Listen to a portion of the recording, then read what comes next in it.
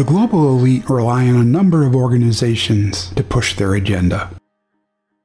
Many of us know about the work of the Council on Foreign Relations, the Trilateral Commission, the Bilderberg Group, and a handful of others.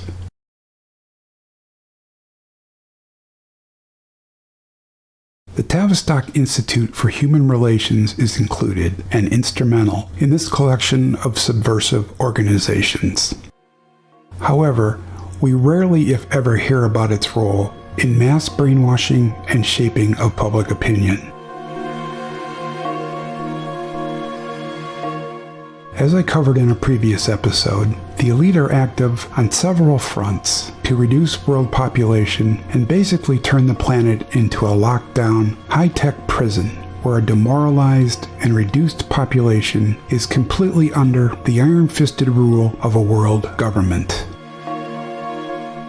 This long-term agenda would not be possible without first conditioning and brainwashing populations into accepting and even celebrating their loss of freedom and servitude.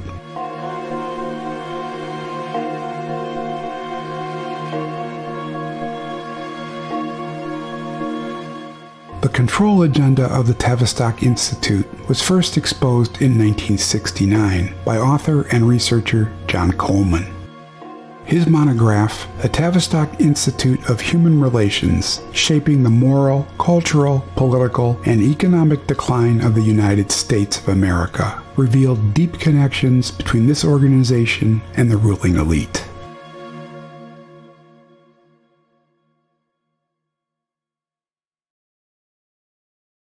Tavistock emerged in 1921 at the Wellington House in England. This seemingly innocuous name served as a cover for Britain's War Propaganda Bureau.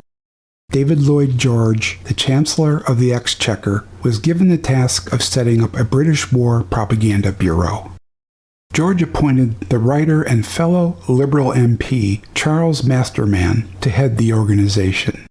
Members included H.G. Wells and Rudyard Kipling.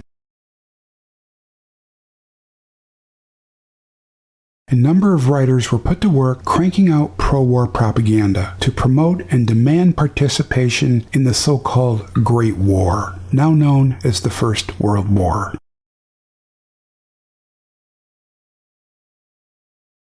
According to Coleman, the Tavistock Institute at Sussex University in London is owned and controlled by the Royal Institute for International Affairs, also known as the Chatham House.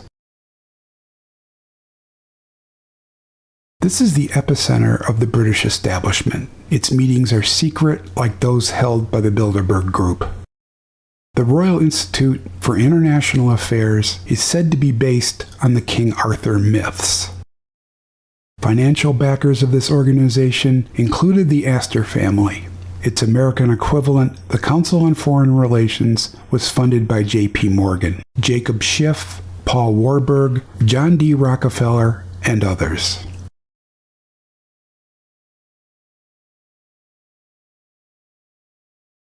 The Wellington House role in the effort to manipulate both British and American citizens and demand their unwavering support for mass murder and sacrifice was headed up by the Viscount Baron Rothermere and Alfred Charles William Harmsworth, the first Viscount of Northcliffe.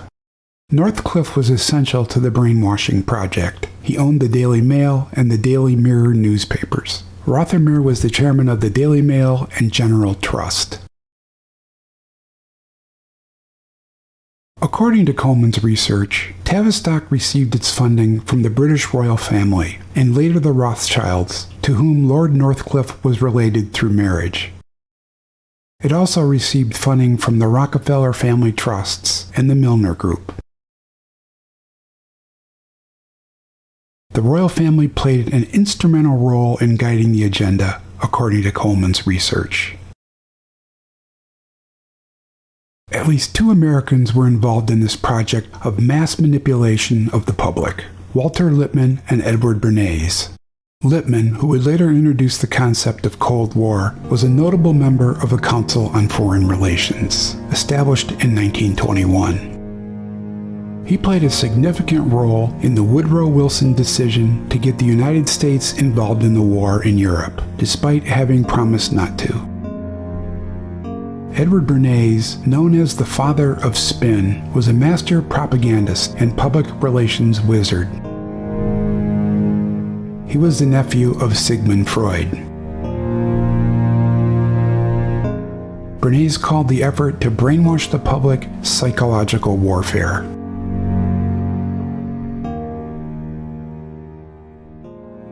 In 1937, Tavistock based its operations on German philosopher Oswald Spengler's book, The Decline of the West. Spengler argued the West is in rapid decline and ruled by what he called Caesarism, the state's prerogative of violence. Spengler said humanity would ultimately return to a more animalistic state, a sort of advanced primitivism.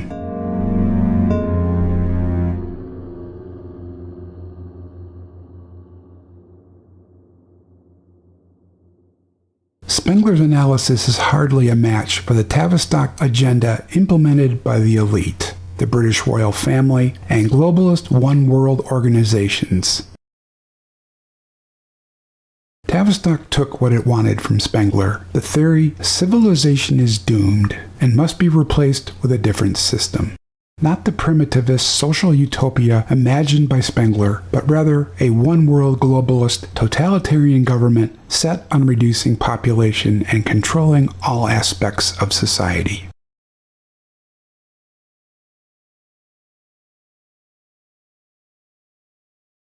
At its core, Spengler's thesis holds that alien hordes will arrive in America in increasing numbers, thus leading to a fall of Western civilization and its culture, law, and ethics.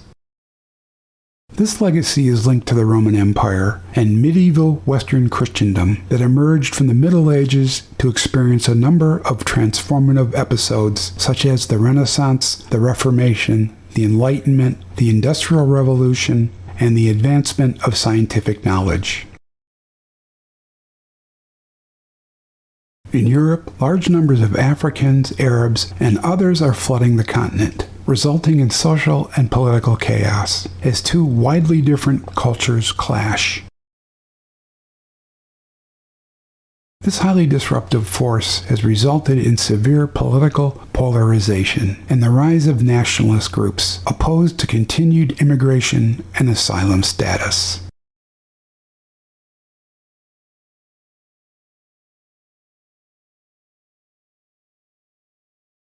Wellington House Board members Rothmere, Northcliffe, Lippmann, and Bernays also praised a book by Correa Mullen Walsh, The Climax of Civilization, published in 1917.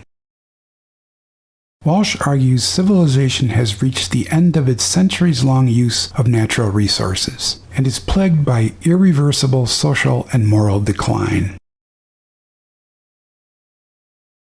The author discusses topics that would later be taken up by the Club of Rome.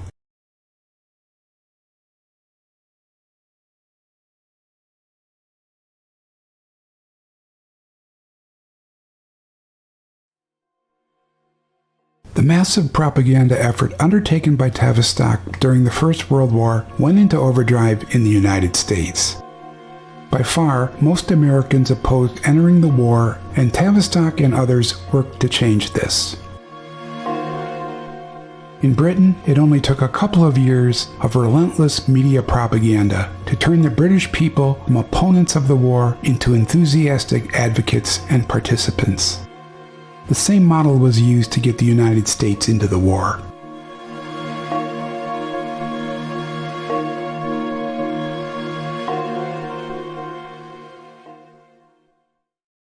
Propaganda warps perception and introduces new terms to demonize a shifting array of opponents.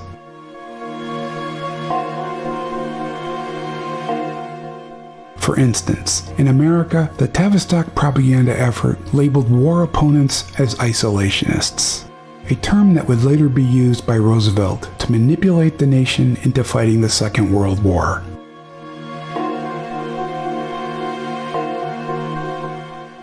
propaganda portrayed isolationism, which is in actuality peaceful and mutually beneficial relations, and aversion to becoming entangled in the affairs of other nations, as nothing short of treason.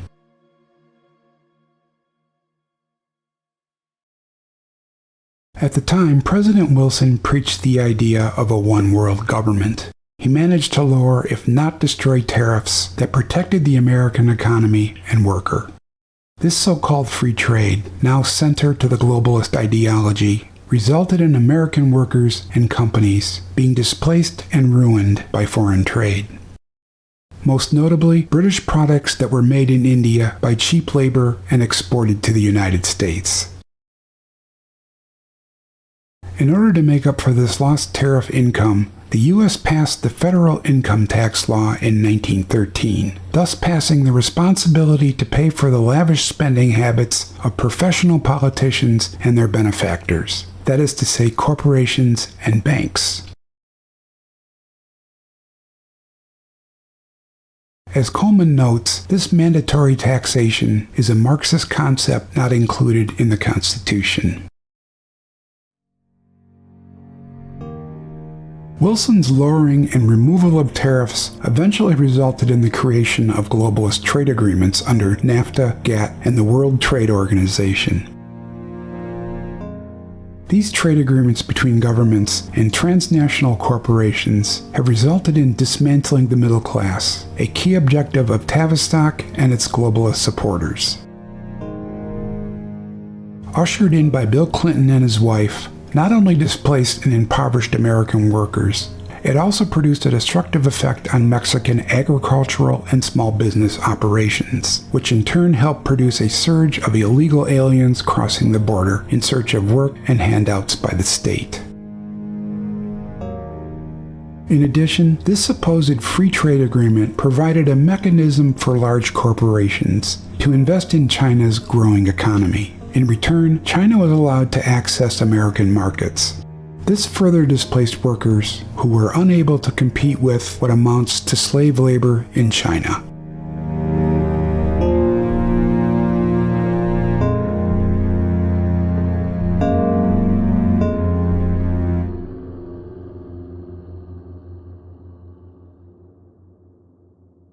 Tavistock and the Wellington House also pushed for the passage of the Federal Reserve Act, the same year an income tax was forced on the American people. The destruction of the U.S. economy and the gradual impoverishment of the American middle class would not have been possible without the creation of the Federal Reserve, which controls and manipulates the money supply to benefit the 0.1% through ongoing upward distribution of wealth.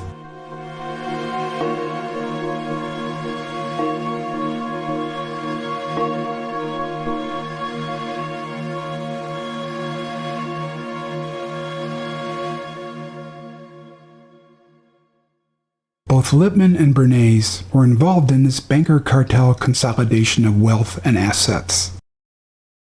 They established the National Citizens League, a rather transparent oxymoron, under the direction of Samuel Untermyer, a prominent New York lawyer who pushed the Federal Reserve Act and associated legislation, including the Clayton Bill.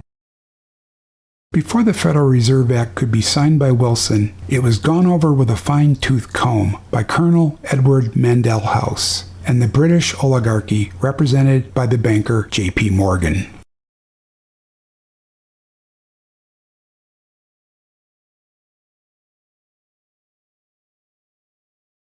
In 1957, Dr. William Sargent of the Tavistock Institute, who reportedly worked in tandem with the CIA on its MK-Ultra brainwashing experiments at the time, wrote a book with an improbable title, Battle for the Mind, A Physiology of Conversion and Brainwashing, How Evangelists, Psychiatrists, Politicians, and Medicine Men Can Change Your Beliefs and Behavior.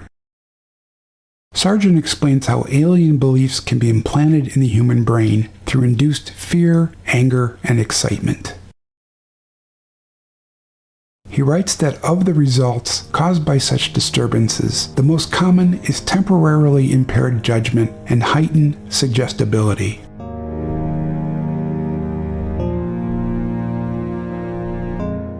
This results in what psychologists call herd instinct, and it is most prevalent during war, epidemics, and all similar periods of common danger, which increase anxiety and opens up the individual to mass suggestibility.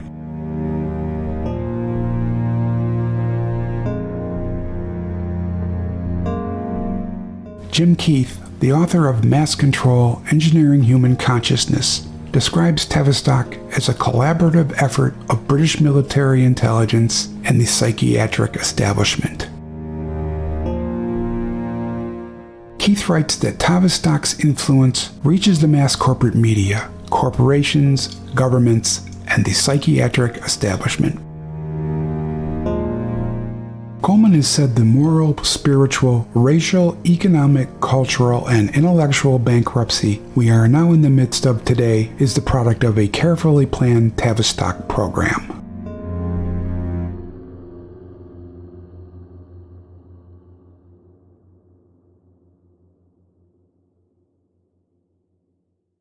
In 1928, Bernays wrote in his book Propaganda that the conscious and intelligent manipulation of the organized habits and opinions of the masses is an important element in democratic society. Those who manipulate this unseen mechanism of society constitute an invisible government, which is the true ruling power of the country. This legacy of lies and manipulation in the name of war and a totalitarian world government is alive and well today. Every day we are slammed with fake news guiding us along a prearranged path toward our ultimate enslavement and the prospect of never-ending war and conflict.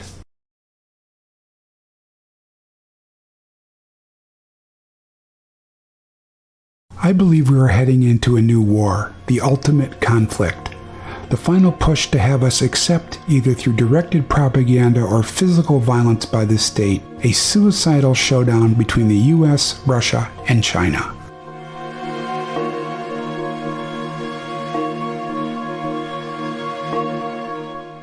If we survive this engineered war, we will all be swept into bondage. For as Henry Kissinger so aptly noted, if the orchestrated crisis, or a number of them piled one upon the other, are effective, the American people will run to the state and beg for protection.